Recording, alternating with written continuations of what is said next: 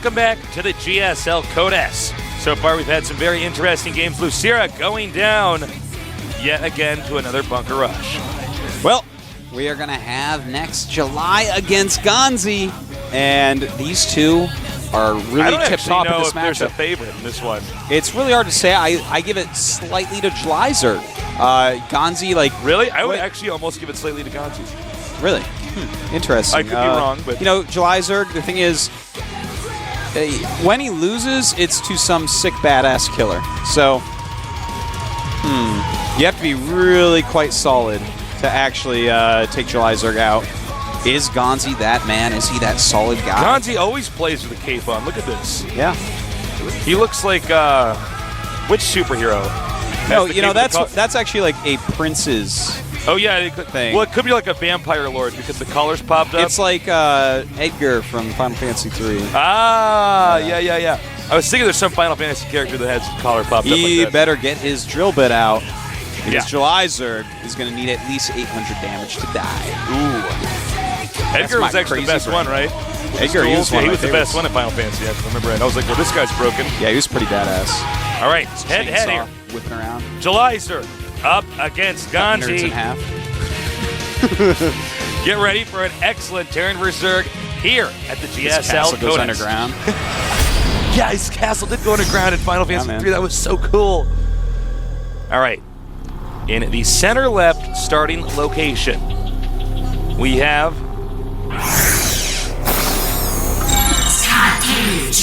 You know, that wasn't my best intro. I was kind of like, we have. I should be like, we have. Okay. Just get through it. I want to talk about Final Fantasy 3 for just a moment. Yeah, it's fine. Quick. All right, hold on. Faceless, the next one. Who is he? Shut up. Come on. Don't you control Wait this? for it. All right. I have like pedals on the floor so I control these screens, Artosis. That's how I do it. Over here in the center right, we have...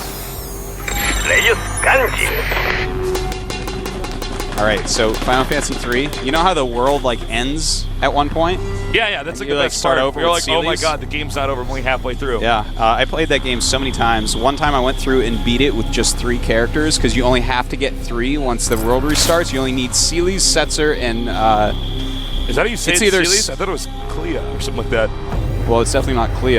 It may not be Sealies, but it's I don't know. I played the game so long ago. But it was, myself as well. But you only have to get Sealies, Setzer, and it's either Sabin or Edgar. I think it's Edgar. It's Edgar. Yeah, I think so. You have to get him because of his castle. And I got only those 3, and I beat the game with them. And they weren't even all of 100. I'm just sick good at video games. Wow. Yeah. Anyways, so interesting barracks placement here. I wonder if what he wants to do is when GSL, because obviously GSL was here in the studio watching that Bunker Rush game, right? So he's going to go into the main and think, oh my god, it's a second Bunker Rush. You but it's are actually not. so smart. Thank you, You and GanZI are 2 of the smartest guys. Oh, never mind. He's making an add-on. Oh, you're almost so smart, Tasteless. You are just almost a genius. Well, here's the thing: is he's still going to go in there and see that he might not see the barracks right away. Nope, never mind. Knows exactly where he is. He's like, shut up, no, Tasteless, cut that out. All right, so we're going to see at least a Reaper, or perhaps even 2. We'll have to see. You know, I do love early Reapers in this matchup because every Zerg just about goes for the really quick hatchery. And, of course, Reaper can be quite nice against that. So they are cross-map. Could be a very long and excellent game. July has had some pretty epic long half-map ZVTs here. Nice. I think this is one of the best Reaper openings, too, is to get the quick command center. Yeah, definitely. Just because, look, there's no way Zerglings are going to be out on the map and doing damage to you since a Reaper's faster and kills Zerglings so quickly. Well, here he goes. Combat shield on the way immediately thereafter. That is like, he doesn't even have a Marine, he's getting combat shield. That's pretty diehard, man. He's really committing to making Marines this game, Tasteless. Oh, that was so good. GSL with his star sense. Linebackers. He has crazy star sense. Oh, whoa, the Zerglings are gone. All right, now this is all about patience on the Zerg's part. It's also about patience with the Reaper. If you overcommit with it, it's going to take damage. And you really want to keep it alive, or you're not going to have any map presence whatsoever. And you're going to have to do things like make bunkers. As is, though, he's going to be fine. He's going to be able to scout, harass, force some more lings, perhaps. You know, GanZI has to be kind of careful here. He's letting that Reaper take too much damage. Ideally, you don't want it to even be touched. even if you only kill 1 or 2 Zerglings, it's, you just don't want that Reaper to be hurt too much, because then you just don't have that defense if anything happens to go wrong. Yeah, and pain sucks. Why would you do that to your own unit? Yeah, pain is terrible. Here's a question, Artosis. Yes. Do you think a Baneling all-in would be good against a build like this? Because I think it would be. I don't think so. If you don't think GanZI so? sniffed it out for 1 second, he makes another bunker or 2. Plus his combat shields are so quick that Baneling and Ling aren't going to do as well against him. I would say skip that. I would say skip it. Very interesting. It's my opinion. Well, I haven't done it CDT, but I'm just looking at this. I think maybe, you got to have Speedlings out, got over there. But you're right. If he detects it, generally, if you ever detect a Baneling all-in, you're just you're generally golden, dead. Yeah. And of course, GSL, he wants his championship still, man. And I tell you, this is definitely a possibility for him. He's playing really well against Hongan. He played really quite nicely. All right, the Reaper can now. Is his Overlord going to spot it? What he wants to do is just keep that Reaper there so that if a drone comes by, the Reaper assassinates the drone, and third base timing is screwed up for the Zerg. Yeah, exactly. So GSL is getting his lair very quickly. 2 more gases being added. I think we'll probably just see Mutalisks popping out as quickly as he can and taking his third, of course, while that Spire is finishing up. It's pretty standard play. On the other hand, GanZI, he's getting his stim. It's over halfway done. Adding a factory finally. It's a very standard game right now. It's not really too much to analyze. He's playing very patiently right now. Whoa. Is he going to get in? No. Okay. I used all my whoa. It's for nothing. Yeah, you can never get those whoa-whoa-who's back. No, there's only so many. If I just keep going whoa, it suddenly just turns into this really bad techno song. You don't want that. All right, so feel the music. Whoa. Oh, that's like every bad techno song. It's like the music goes on, it's like whoa, and then some guy's like ecstasy. Then it's like, and then the song picks up. Yeah. Anyways, back to this game. Looks like he's going to put the starport where the factory is for that reactor. Get medevacs out as quickly as possible. We might even see a little pressure build here. Baneling's speed has not even been started yet, so you can always out-micro just about everything with those stimmed Marines with medevacs. Now the Spire is almost done. Of course, the third base is on its way. That's how you ZVT tasteless. Yeah. Looks like this is, by the way, might have pointed out, a little bit gutsy coming from GanZI. He actually just walked with half of his Marines in a circle around the map, cleaning up the Zelnaga watchtowers. Now it looks like his next plan is to have a medevac drop here. I could be incorrect. But it looks like he might be gearing up for a medevac drop with 2 medevacs coming out now. Yeah, he does have the option to turtle as well. He's definitely going to at least pressure a little bit, and that's just smart. It's just smart business, tasteless. And you got to do that before the Mutalisks start to dominate the map, because after that, it's just a gamble. Well, with 7 Mutas about to pop and a bunch of Zerglings out in the map, definitely GSL can make some scenarios where these Marines die. So GanZI has to be careful about that. If you lose an early clump of Marines in this matchup, it becomes very difficult. Oh my god. Flying past an Overlord, though. He's flying past an Overlord. Banelings are in position. That they are. Oh, he should not be doing this. But he should drop 1 Marine at a time. Turn around. The Mutalisks are going to be out soon. The Mutalisks are already in his out, base. Excuse me. GSL does not even care about that. Okay, so here's the Mutalisks. And, the Mutalisks actually do absolutely nothing. That's too bad. If the Mutalisks had been over near those dropships, he would have killed all of everything. But as is, GanZI should be able to get home with all those units, and no harm, no foul. Okay, so nobody taking any serious blows, though. Both strategies kind of deflected. Drone transfer now occurring. And it looks like Terran may have to just go for a third base. But actually, now that I see what the Terran's doing on Artosis' preview screen, it looks like he's instead going to go ahead and try to push. He has a decent amount of units right now, but I'm a little bit worried. He doesn't know when Baneling's speed's going to finish. And if you don't have a lot of tanks, man, you cannot be walking around on creep against Baneling's speed. That's going to be very frightening. You're not going to be able to kite anything, really. I don't understand. What are his siege tanks doing?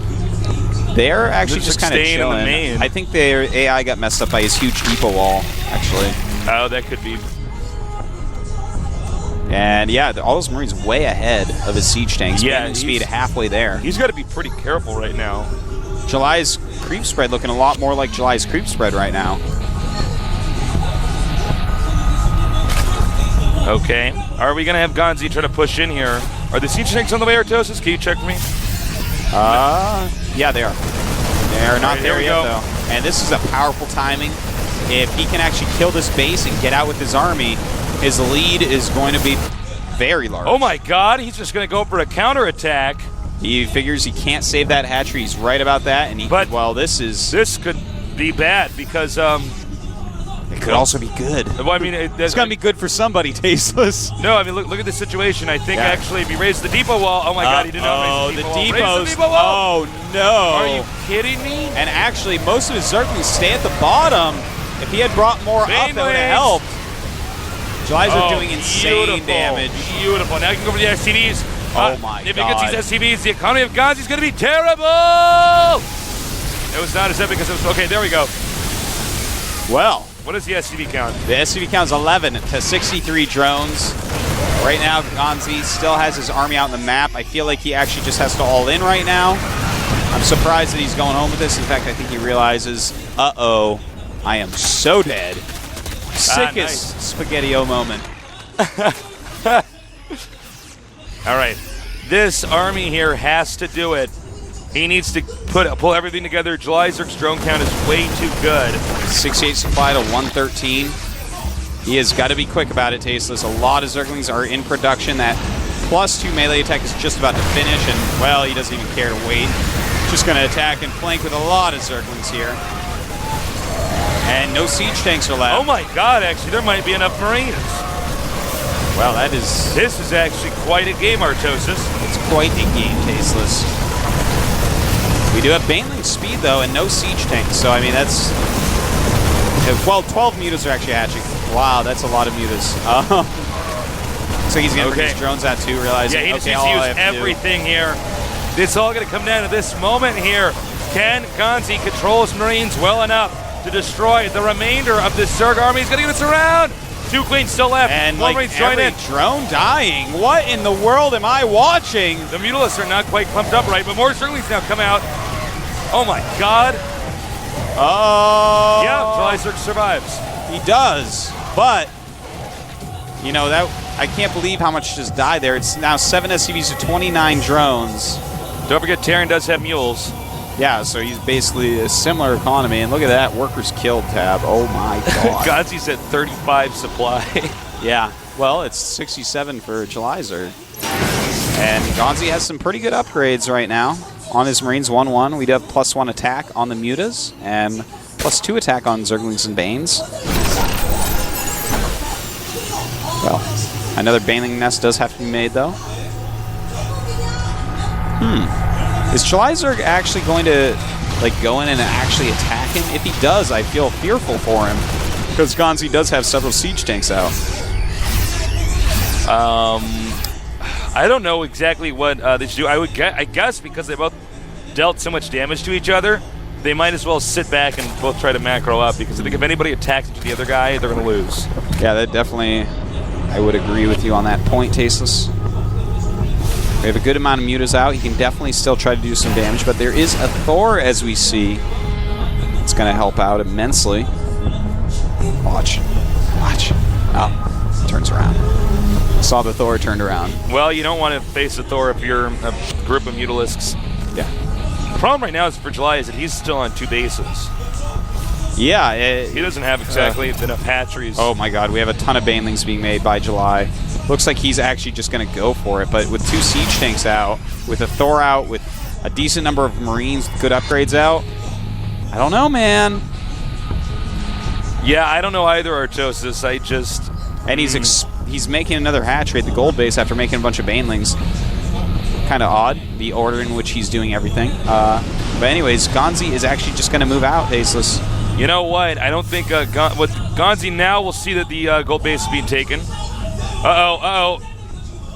Stimming and running back. The siege tank sieging up. The Baneling's rolling in, but the Zergling's already dead. And oh my god, very sloppy. Ouch. That was a little bit painful to watch. And now all these overlords. This is actually I don't know if this is going to supply block him. Jelizerg is falling apart, man. Completely falling apart. He just threw away a ton of mutas, a ton of lings. He just lost like 700 minerals worth of overlords. Doesn't matter. He's never going to hit that supply again because GanZi's going to come kill him. Really bizarre game thus far. Yeah, I don't agree with the decision to take the gold base in that scenario. Yeah, I'd be fine with it if he didn't throw away his army. Maybe he could have fought this off, but as is, GanZi's army worth quite a bit.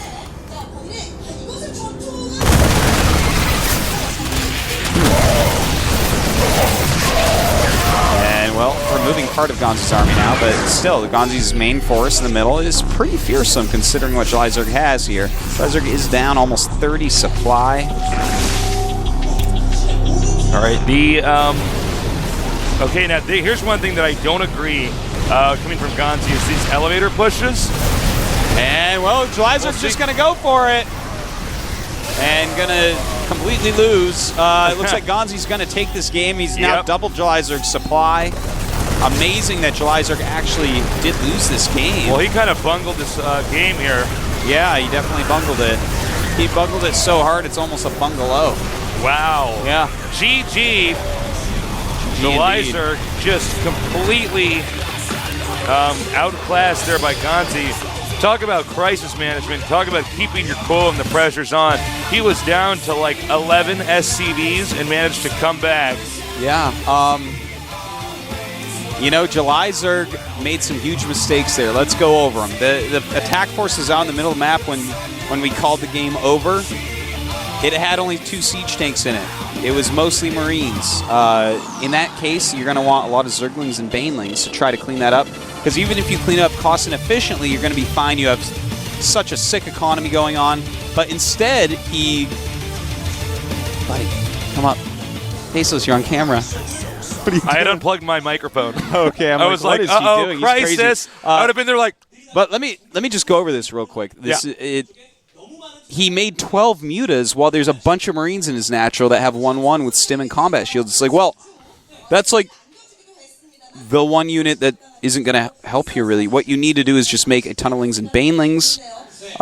Just crush this force somehow. Instead, he used all his drones and a bunch of mutas that he just made after he knew this attack was happening. It was just this weird lapse in judgment from Jelizerg. Well, it's like he suddenly was in a position he's just not used to, I guess.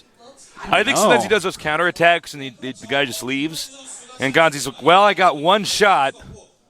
And I think Jelizerg was like, no. Turns on the Eminem song and everything. Got one shot. No, I think he just did not actually believe that the counterattack would work. And then there was this moment where he's like, oh my God, I got to use my drones now.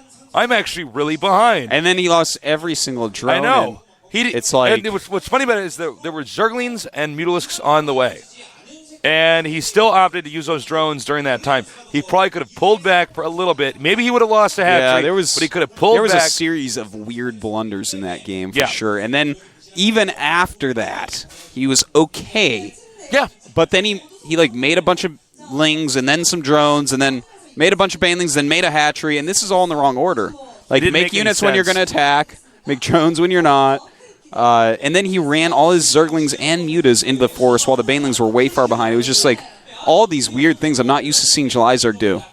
I think he got like confident, he just got confused. And everybody who's played StarCraft, I know you've had this, I'm sure our viewers have too, I've experienced it as well, is where you like winning so badly that you're sort of like, no way can I lose this, you know? And then all of a sudden, you're like, wait a minute. No. Someone must have tricked him. Someone must have tricked him over the internet to do that. I feel bad for July, but he's still in this. Our next match will be Lucira against Hongen, and I think this is going to be pretty tough for Hongen to win. Lucira's pretty sick, man, but Hongen sometimes comes out with a build that just, you're like, oh, all right, there you go. You know, Hongen's playstyle doesn't always make sense to me, but, you know, a win is a win. And he does manage to win against some very scary opponents. Now, you know what? No, there's different types of wins. I'm cutting you off. Like a win with just like a 6 pool, it's just actually BS. Like it's like, yeah, you technically won the game. Congratulations. You get a check mark in the win category. You're not a man. You have one more win now, but it's like not the same. It's not the same, and I won't ever accept anyone who says it is. Yow! Here we have Lucira on the left with that lovely new hair dye. New dyed hair. You had to do that, Tasteless. Should I do it? Should I do some black with red? You should. But like that, not just a tint of red. All right. And on the right, we have Hongen. The map is dual site. And this should be pretty interesting. Hongen really feeling the heat. He is. Will he go to the up and down match? A lot of people have been saying a lot of people don't return from. Yeah. They could sink right down into Code B right away. Hongen, a lot of people have been saying he's been dog paddling in Code S for a little bit too long and is past his time. Let's see if he can prove us wrong and stay here or even possibly move up in the GSL Code S. And of course, Lucira has come so far. I'm sorry, I thought we were ready to go. I thought you were done. I thought I was going to be done too, but I guess the Korean commentators had more to say. Okay, now we're ready. So let's do this. Lucira up against Hongen. Zerg against Protoss. They're both down a game, so this game matters so much here at the GSL Code S.